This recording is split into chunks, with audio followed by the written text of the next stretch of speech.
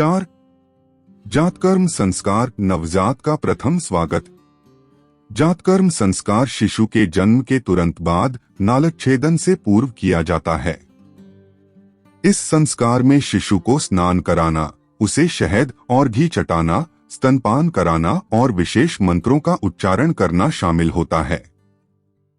इसका मुख्य उद्देश्य शिशु को स्वस्थ, बलशाली और मेधावी बनाना तथा गर्भकाल के दौरान हुए दोषों को दूर करना है। वैज्ञानिक दृष्टिकोण से नवजात शिशु को स्नान कराना और उसके मुख को साफ करना अत्यंत महत्वपूर्ण है, क्योंकि गर्भ में शिशु सांस नहीं लेता और उसके मुख में कफ भरी हो सकती है। नवजात की उचित स्वच्छता, जैसे नियमित स्नान और उसके सामान की सफाई, उसे रोगाणुओं और बैक्टीरिया से बचाने में सहायक होती है।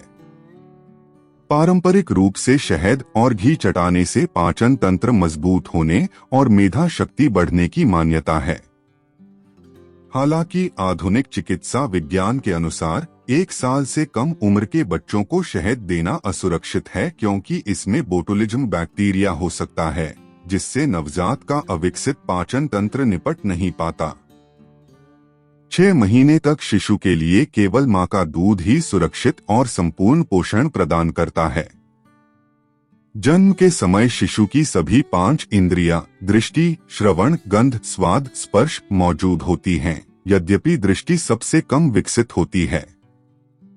नवजात कोमल स्पर्श पसंद करते हैं और उन्हें गोद में लेने से वे सुरक्षित महसूस करते हैं तथा उनका विकास बेहतर होता है। मां की आवाज को पहचानना और मां के दूध की गंध के प्रति प्राथमिकता शिशु के प्रारंभिक संवेदी विकास का एक महत्वपूर्ण हिस्सा है। प्रारंभिक मातृ शिशु बंधन शिशु के स्वास्थ्य और विकास के लिए अत्यंत महत्वपूर्ण है। जातकर्म संस्कार में नवजात को शहद और घी चटाने की पारंपरिक प्रथा है।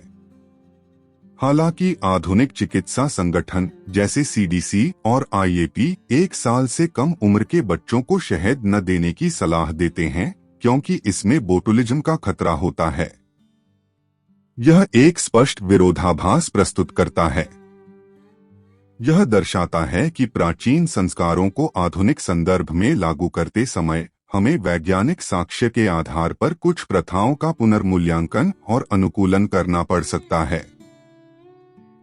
संस्कार का मूल उद्देश्य शिशु का स्वास्थ्य और मेधा महत्वपूर्ण है, लेकिन उसे प्राप्त करने के तरीके समय के साथ वैज्ञानिक समझ के अनुसार विकसित हो सकते हैं।